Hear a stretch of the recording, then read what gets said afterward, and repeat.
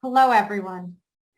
It's probably an understatement to say that this has been an incredibly challenging year in just about every way. So many of us have struggled with illnesses and personal losses, turning our homes into schoolrooms, and of course, the undeniable impact the last year has had on our industry. When Geopath closed our office in March of 2020, we were under the impression it was only going to be for a few weeks, not months, let alone a year. There are going to be a lot of people returning to their offices over the next few months who encounter some really strange and upsetting science experiments. I'm really grateful that somebody from the Geopath team had the foresight to empty out the refrigerator before we moved out. Fortunately, we only had one Coca-Cola go rogue.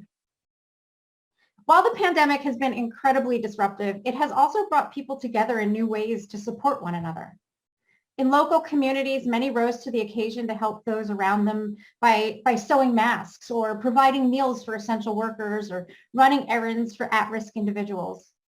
People needed help, and each community provided. Within our own out-of-home community, the story was the same, but the needs were unique. As many people were abiding by stay-at-home orders or travel restrictions, there was a fear that no one was traveling. If people are being told to stay at home, how can they be out of home? What was needed was trusted, up-to-date, accurate information on people's true travel behavior. Geopath jumped in to leverage the sophisticated near real-time data streams and methodologies that we already had in development to help the industry. Systems whose full value had been road tested and proven over the past year by helping buyers and sellers navigate an audience marketplace unlike any we have seen before, and honestly, I hope we never see again. When the lockdowns began, everyone in radio and print and television and digital just panicked. Norms of behavior that we all counted on went out the window, but because Geopath members had consistently invested in advancing out-of-home measurements, we were able to identify what was really happening on the streets with great detail and provide a data-driven foundation for decision-making based on facts, not myths. Geopath members from all across the country started telling us that advertisers were starting to question their investments in out-of-home and asking to even back out of media buys because there was no one on the streets. Countless headlines from the New York Times, the local news broadcasts were calling American cities ghost towns, and clearly there were tumbleweeds everywhere. But at Geopath, we knew that this was not the case at all. Sure, traffic was reduced, but it wasn't completely gone.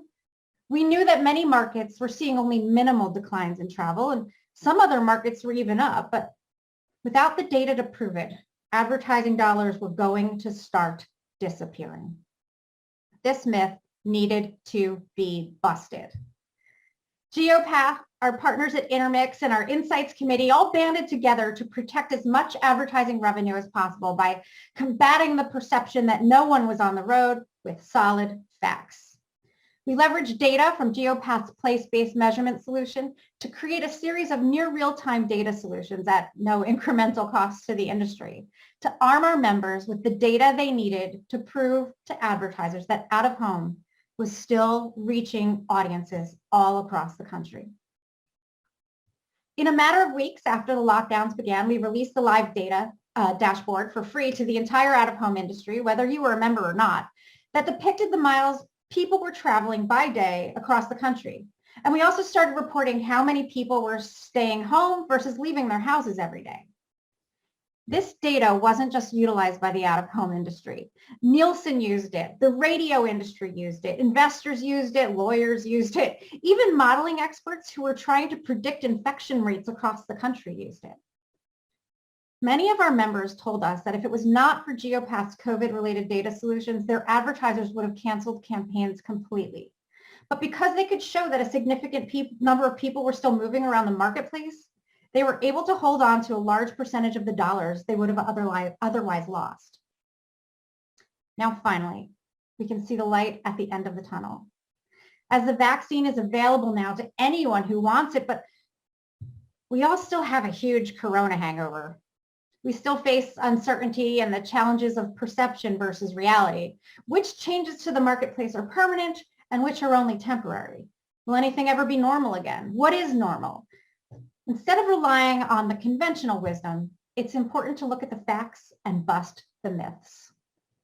Myth number 1, traffic is down. Well, by now we know that America is back on the road, but the fact is we never really left. Miles traveled was at its lowest point in April of 2020, with America traveling at approximately 70% of the normal rate.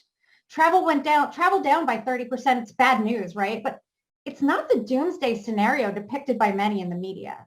And already, April of this year is surpassing the miles traveled in 2019, with the distance traveled increasing month after month after month throughout all of 2021. There's a similar story when looking at the percentage of people who leave their home on an average day. In April of 2019, 86% of people left their home on an average day.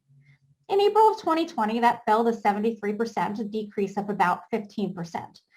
But by June of 2020, the percentage of people leaving their homes was back up to 80%. And last month, April 2021, the level was on par with 2019 again, with 86% of people leaving their homes in an average day. And just wait to see how many of us leave our homes when we all lose that COVID weight we gained and can fit back in our jeans. Of course, big cities saw a more severe impact due to COVID than rural areas. As a result, transit took a hit in April 2020, but ridership on public transit networks like New York City's subway has been steadily increasing month after month. In fact, April 2021 ridership in New York was 354% higher than April 2020. And April 2021 delivered as many riders in the first 7 days of the month as rode the rails in all of April 2020. Similarly, New York City bus ridership was up 134% versus last April, exceeding April 2020 ridership in the first 2 weeks of April 2021. And this story holds true in transit systems across the country. Yes, audience movement temporarily declined, but it wasn't Armageddon. People didn't just disappear. This myth is busted. Myth number 2, everyone is working from home, so no one sees out of home. So look, Facebook, Twitter, Microsoft, they've all announced that their staff can work from home after the pandemic. I mean, look how happy they are in this photo to be cuddling with Mark Zuckerberg. I might want to work from home too. Stories like these paint a grim picture for offices and business districts in the future, but what is really the truth behind the headlines? Utilizing our mobility data, Geopath and Intermix are able to isolate work-related commuting trips versus other kinds of trips. In April of 2019, 36% of the population commuted into work on an average weekday, 36. In April of 2021, 31% commuted into work. This 5-point difference includes people who worked from home, as well as those who lost their jobs or had their hours reduced due to COVID. This means that people commuting is currently at 86% of what was happening prior to COVID. But let's put this slight decline into perspective. The fact is, less than 1 out of 5 trips are for commuting purposes. This is such a small proportion of the total trips that a reduction in commuting has very little impact on the overall trips that people make every day. For example, take a look at this chart. The first bar demonstrates what would happen to the total number of trips people take in an average day if 10% of the people who were previously commuting stopped altogether. Total trips would still be at 98% of normal. Look all the way to the right. In a crazy situation where 50% of people in the country stopped commuting, total trips only falls to 91% of normal. Now, look, I understand it will be a challenge to return to 100% normal commuting patterns until all of our children are fully able to return to school. As the vaccine rollout accelerates, so do school openings. According to the American Enterprise Institute, 96% of the nation's schools are currently offering in-person instruction. This is up from 72% in January. And there's a really aggressive push across all the states to get schools open as early as safely possible. This myth is so busted. So myth number 3, people are scared to travel. The travel industry has been hit hard by the pandemic, no doubt about it. Conferences were canceled, vacations were postponed. This was a double whammy for airports and train stations, but the travel and tourism industry has been resilient and will continue to be a robust out-of-home advertiser. And things are looking up. Harris Poll recently released a report declaring that so-called revenge travel is a real thing. As people get vaccinated, there is tremendous pent-up demand. Some would say wanderlust to travel again. In fact, Harris poll found that residents of states with the highest number of confirmed cases per capita, like us in the New York area, are the most likely to travel. We want revenge. We can see in the Geopath mobility data that this is true already. People are seriously getting their post-COVID travel vengeance games on. This April, popular destinations like New Orleans, Virginia Beach, Myrtle Beach, Tampa, and even Honolulu are experiencing huge increases, not just over 2020, but over 2019 as well. Geopath and Intermix data show casino foot traffic is up 61% over the last 4 months. Hotels are up 26%. Major tourist attractions are up 100%. America is once again getting their travel on. These photos were all taken on live Earth cams on April 25th of this year. If you've never visited their website before, I highly recommend it. It's a great way to waste 5 minutes. They have a really interesting network of live stream cameras across the world. And well, it looks like they were having a lot of fun down in Key West that night. While airline travel still isn't at pre-pandemic levels, this April exceeds flyers from last April by 38.5 million people. And we expect to see significant growth now that the CDC has loosened their guidelines for people who are vaccinated. This myth is definitely busted. Myth number 4, everyone has permanently relocated out of the cities. No doubt, we all know someone who relocated during COVID. Us at Geopath, we are no exception. This relocation raised concerns that the pandemic has caused a permanent urban flight. Well, there just isn't much factual evidence to support the idea that America's cities will suffer a loss of noticeable proportions. An analysis of the change of address forms filed with the US Post Office in 2020 showed an increase of only 2% in permanent address changes. The big change was an increase of 27% in temporary requests. Even added together, the increase in change of address requests only totals 600,000 households nationwide. That's 1/2 of 1 percentage point of the entire country. These data show that many people fled cities in the first place, but they're likely to return. Fortune calls them boomerang movers and found that more than 1/3 of them plan to move back to the same counties they left in the next 12 months. Wharton real estate professor Jessie Hanbury busted the myth of the urban flight. She said, once the businesses are back up and running and the uncertainty of demand has been resolved, you'll see the traditional college graduates will come in to fill the ranks behind those families that maybe have accelerated their moves out to the suburbs. She said, I do think this is not going to be dramatic, and it's not going to be a reversal of the trends that have been happening over the last 10 or so years. This myth is so busted. My last myth for you is myth number 5. No one is ready to go back to large-scale events. It has been really hard. I mean, nearly impossible to keep up with local restrictions on large-scale events such as concerts and sporting events and even going to see a movie. For me, nothing embodies the weirdness of this pandemic quite as much as the images of cardboard fans at the Super Bowl this year. That was really weird. But now that so many of us are vaccinated, will people feel safe going to the movies, to a concert, or a ball game? Well, let's look to China for a glimpse of the future. Having largely controlled the coronavirus epidemic, people in China are flocking back to movie theaters. In fact, February 2021 box office receipts in China hit an all-time record, with the biggest movie ticket sales ever totaling $1.7 billion US. Similarly, in New Zealand, they've all but eliminated COVID-19, and in April, New Zealand's largest soccer stadium was packed with over 50,000 fans for the world's largest post-COVID live music event. This May, the Indianapolis 500 will permit 135,000 spectators to attend, making it the largest sporting event since the start of the pandemic. 58% of Americans surveyed in the Harris Poll COVID tracker say that they really miss going to the movies. 54% say they miss attending live concerts and theaters and sports. And these stats are even higher when you look at high-income households. Already, Geopath is seeing an uptick in visitation to venues hosting large-scale events. Over the last 4 months, there have been a football increase of 123% to convention centers, 112% to stadiums, and 66% to movie theaters. And these numbers will only increase since the CDC issued its new guidelines, telling vaccinated people it's safe to attend crowded outdoor events with a mask. This myth is also busted. So don't listen to the naysayers. Don't listen to the myths. Listen to the facts. Listen to the data.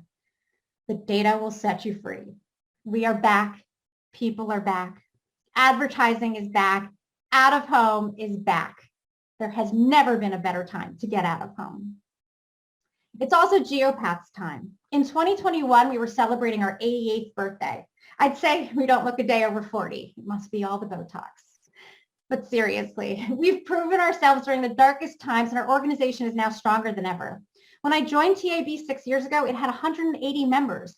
Now as Geopath, we have more than 430, more than doubling our size. That is a testament to the value of our organization, our reputation, and our products. We've expanded our scope into place-based media and have onboarded more than 55 new place-based members, filling the void left by Nielsen this fall. We've added more than 200,000 new ad units to the inventory in the last year. The Geopath Insights Suite software has been used for more than 25,000 hours by our members in the last month alone. And that doesn't even count users accessing our data via the API in their own systems or third-party platforms like Telmar. Our organization has never been stronger, more nimble, more valuable, and more ready to take on the next era of audience location measurement. So here's some good news for you. Given the success rate of the vaccine rollout and the overall pace of the economy recovery, Geopath is excited to announce that for the first time in history of the organization, we're going to be issuing an updated annual forecast within the next few weeks. This mid-year annual forecast will be a 12-month forecast and will reflect the expected audience delivery from June 2021 through May of 2022. This mid-year update to the 2021 annual forecast is just the first step in the migration to a rolling forecast, in which Geopath will provide the industry with continually recalibrated metrics using real-time data. So thank you for sticking with us and sticking with out-of-home advertising during an incredibly challenging year. If you have any questions or special data needs or need anything at all, we can always be reached at geekout@geopath.org. And please mark your calendar for a live in-person 2022 Geopath OOH Out-of-Home Media Conference and Expo next year in beautiful Marco Island, Florida. I cannot wait to celebrate with each and every one of you in person. Here's a brief video showcasing this amazing venue.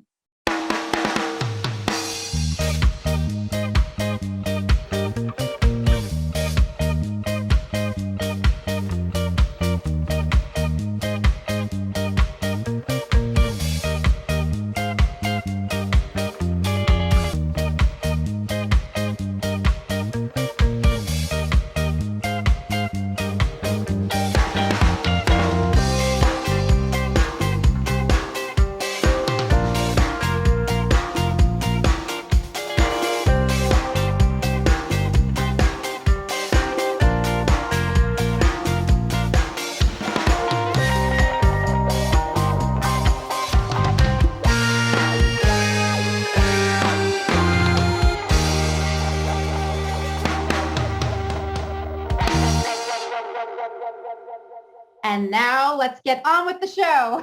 We have an exciting day planned for you. This morning, we'll be diving into consumer trends, attitudes, and behaviors with sessions including the release of the new data from Harris Poll's Consumer Insights and Intent for Q2, especially as it relates to summer travel. We'll also hear from Dr. Jeffrey Cole, Director and Chief Executive Officer from the Center for the Digital Future at USC Annenberg, on a new study that tracks critically important shifts in key industry sectors like communities, entertainment, commerce, and travel, as we embark in a world that is AC, or after COVID. We'll take a look at how European out-of-home markets are doing in a conversation between one of my favorite people in the world, Tom Goddard, President, World Out-of-Home Organization, and Christian Schmazel, CEO of Strower. But first, it is my pleasure to introduce our first keynote interview of the day, Molly Benton, Vice President, Global Brand Marketing, Delta Airlines. Delta has long been a pioneer in the out-of-home space, and we're grateful to have her with us today.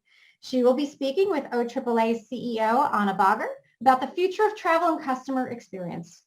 So over to you, Anna.